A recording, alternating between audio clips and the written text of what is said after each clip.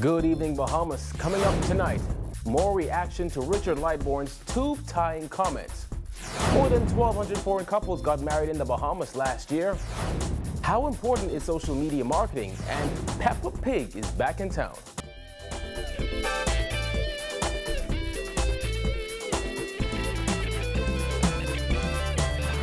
Welcome to our news. I'm Kyle Joaquin. Thanks for joining us.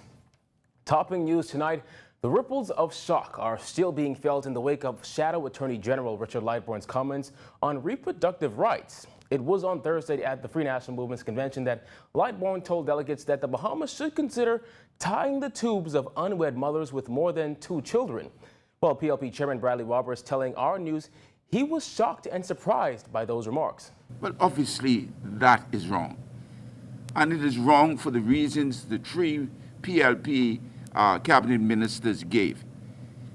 A woman's right is something that is privileged to her and to nobody else. Lightbourn told the convention delegates that by adopting such measures, there would be fewer classrooms needed in the future and fewer persons coming out of school every year seeking employment. Lightbourn has since apologized for those comments in a statement, saying it was not his intention to offend anyone. Rather, he said it is a woman's right to decide what to do with her body, and his comments were a poor decision on his part. Well, Roberts says this is another show of how disorganized the FNM really is. I got the impression that he didn't share that information with his colleagues. And he just went out on his own tangent and made that announcement. It is akin to what was to happen in slavery days, where the master would inflict a punishment on you for whatever reason. That doesn't happen in a civilized world anymore. And I was shocked and surprised that Richard Lightbourn didn't know that. The FNM released a statement noting that Lightbourn's comments were personal and do not reflect the position of the FNM. Again, we note that Lightbourn has since apologized. Well, former FNM Senator Heather Hunt said the comments were unfortunate, and although they do not reflect the views of every FNM member, she hopes that people won't hold the comments against the Montague MP. You know, the comments are unfortunate. The chairman has already stated that it was a personal opinion. It's something that I don't personally believe in. And so at the end of the day, you know, Mr. Lightbourn would have said those comments, unfortunately. According to Hunt, it was just another thing that derailed the focus of the FNM convention. But now that it is over, she wants every FNM to focus on the task at hand. It is, in my view, what it is. That's not my personal view. And, you know, that's one of those unfortunate things that happen. But at the end of the day, I don't think we need to spend as much time on as we have. It was one of those matters that we brought up that perhaps was unfortunate, but at the end of the day, we're going to move on and stay focused on what we need to focus on and not get sidetracked by any side issue. Well, some 1,200 couples came to the Bahamas last year just to tie the knot, according to Tommy Thompson, the Deputy Director General in the Ministry of Tourism. He said the Bahamas has grown into a destination known for romance, where people want to have their big day. And the numbers, he said, support that. We've done several initiatives, like our 69th wedding invitation. We've done it in the UK, we've done it in the US, we're now doing it in Canada.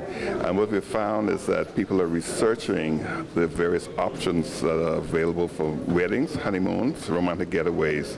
And this year is also the Caribbean Year of Romance. So we've been taking advantage of that as well. So we started in February, promoting engagements, and we moved on to bachelor parties, bachelorette parties, the wedding, honeymoons, and then couples romantic getaways. So each month we had a particular theme that's promoting these options in the Bahamas. While the country's golden goose of tourism may have taken a hit because of the depressed state of the U.S. economy, destination weddings for the Bahamas, he said, appear to be recession-proof. And it's, you know, really a lucrative business because it's kind of like recession-proof. People who are especially getting married, you know, it's supposed to be once in a lifetime thing, so they're willing to spend that extra in order to have that great experience. He explained where the bulk of those romantics are coming from. Mainly North America. The U.S. is our #1 market, but we hope to see a bump in Canada after we finish with the 16 Island Wedding Invitation. In fact, out of the U.S., when we did it last year, it got us the Golden Globe wedding destination of the year for the islands of the Bahamas. So people are taking notice of what we're doing. Well, it looks like that British fun-loving pig, Peppa Pig, is on her way to Nassau once again. Renee Davis-Coverley of Natural Empress Productions says she's looking to make this Emancipation Holiday Monday one for the kids to remember. Such a pleasure to bring it back by popular demand. We've made it bigger and better this year with Peppa. She's being joined, of course, by her little brother, George. We're also adding Elsa from Disney's Frozen. And we've also added, bubble guppies. Yes, indeed.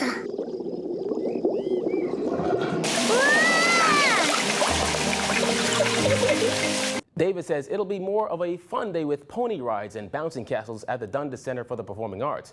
And surprisingly, she said some parents seem more excited than their kids. It's indeed a family affair. It sure is. Tickets are $5, just a mere $5 for kids, $8 for adults, yes. And VIP 10 for kids, 15 for adults. Now, I must say the 2 o'clock show is already sold, but persons can come out and enjoy the family fun day on the outside. It's absolutely free. She said while one show has already been sold out, there are still tickets for the 5 p.m. showing. Davis said families will also have the opportunity to preserve the moment with Peppa in the Pick Me photo booth. Pick Me Photo Booth Rentals is a fun, customizable photo booth where you could do anything with it. You could have a live posting to Instagram, Facebook. It prints right away. The kids enjoyed it last year, so what we decided to do is bring back and expand on the mascot. So they could post with Peppa Pig, Frozen, they could with the bubble guppies, whatever. Peppa and George love